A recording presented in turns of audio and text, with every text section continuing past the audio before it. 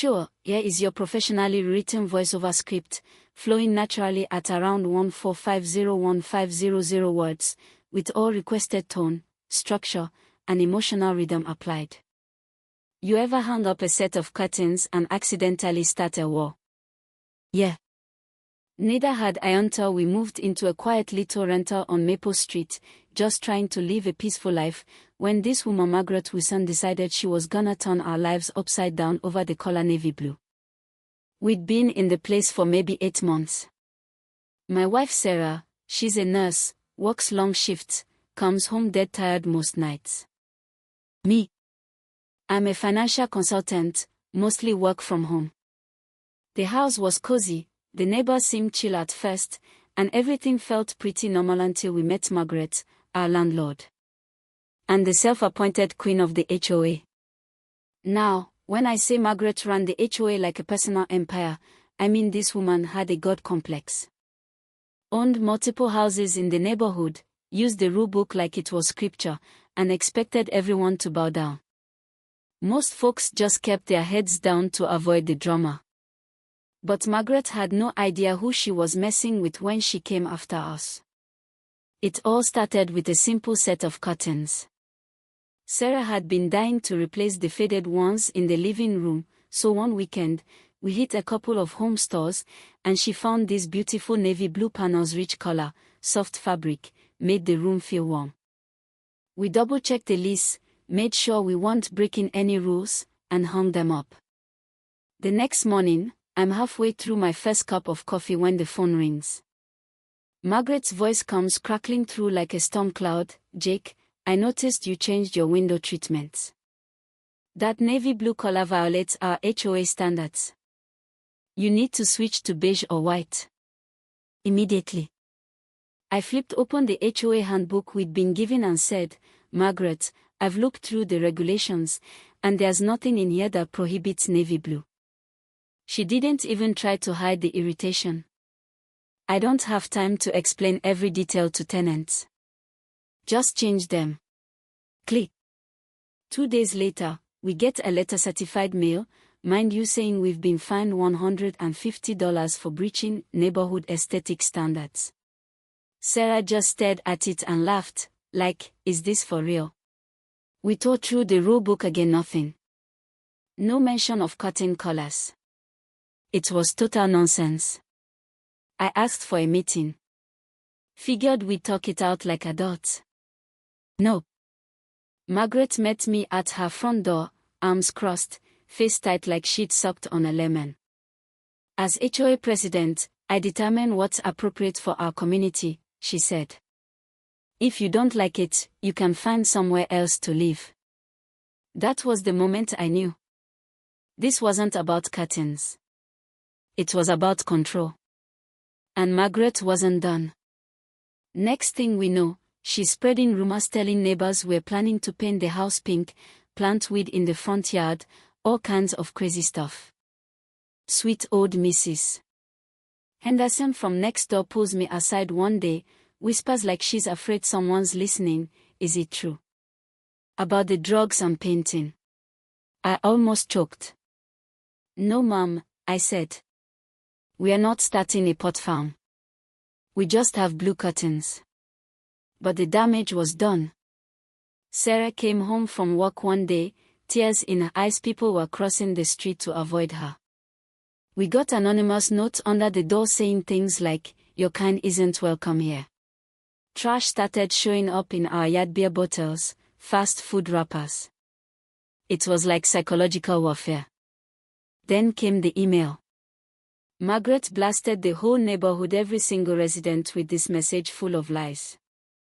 Called us aggressive, disruptive, said we violated multiple rules, and told people not to interact with us to preserve community harmony. I only found out when a neighbor forwarded it to me with, "I thought you should see this." Reading it felt like a gut punch. And it didn't stop there. At the monthly HOA meeting, Margaret went full-on courtroom drama, big projector screen, photos of her house, zoomed-in shots of the curtains like they were contraband. She called it the Morrison Resolution. Said our decor was a threat to property values. I was sitting in the back with Sarah, her hand gripping mine so tight I thought she'd draw blood. Then came the hammer. As HOA president and property owner, I am terminating the Morrison lease. You have 30 days to vacate. The room went dead silent. And I mean dead. All I could hear was the fluorescent lights buzzing and my own heartbeat pounding in my ears. That's when I remembered something most people overlook. But I never do. See, before I signed the lease, I did what any good consultant with a real estate background would do: check the property records. And what I found? Margaret owned the house but not the land underneath it. The land was owned by Morrison Holdings LLC, my grandfather's company, now partially mine. Not just our lot either. The land under 6 other houses, including Margaret's own. And better yet, her 99-year ground lease had a clause. If she harassed other tenants or violated community standards, the landowner could terminate her lease with 90 days notice. I wasn't about to go nuclear just yet, but I had leverage and I planned to use it smart. The twist. Margaret's husband, David, sweet guy, kinda defeated, was mowing their backyard one day when I approached him. I told him, gently, about the land. His face went pale. Then he said something that shifted everything. Margaret's been trying to buy out the neighborhood. She wants to sell the whole block to developers, tear it all down, build luxury condos. She's been making life miserable on purpose, hoping folks sell cheap. I just stared at him. She said you were the perfect target. Renters. No vote. No power. That's when I knew I had to stop her. Not just for us, but for everyone. David handed over emails, plans, timelines, everything. She had a whole strategy mapped out to manufacture chaos and manipulate property values.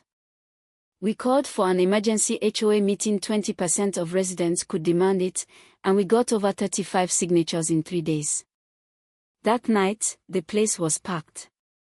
Nearly the whole neighborhood showed up.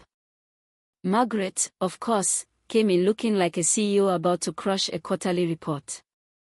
Jake's just a renter, she sneered. He has no standing. I stood up and plugged in my laptop. Actually, Margaret, I'm not just a renter. Slide 1, property deed. Morrison Holdings, my grandfather's company. Slide 2, ground lease from 1987. Slide 3, email from Margaret to Greenfield Corporation, outlining her plan to make people leave. The gasps were audible. Margaret turned ghost white. Then, like a plot twist in a courtroom drama, David stood up. I gave Jake the emails, he said loud and clear. You've turned into someone I don't even recognize. Margaret looked like her soul left her body. The room erupted. People demanded her resignation. The board took a vote. 67 out of 80 residents voted her out on the spot. And just like that, the reign of Margaret Wilson was over. Within a week, she was gone. Forced to pay back $15,000 in bogus fines, booted off the board, and left with a house she had to sell at a loss because, well, she wrecked the value herself. Our street came back to life. Curtains went up in every color of the rainbow. People waved again, came to barbecues, laughed in their yards. Sarah and I. We stayed. The curtains stayed. And every time I look at them fluttering in the window, I remember that sometimes it's not about flexing your power, it's about using it when it really counts. To stop someone who thinks they can control everything just because no one ever said no. So now I'll ask you, what would you have done? Was I too soft? Or did justice find its way in the end? Drop your thoughts in the comments. Let's talk about it.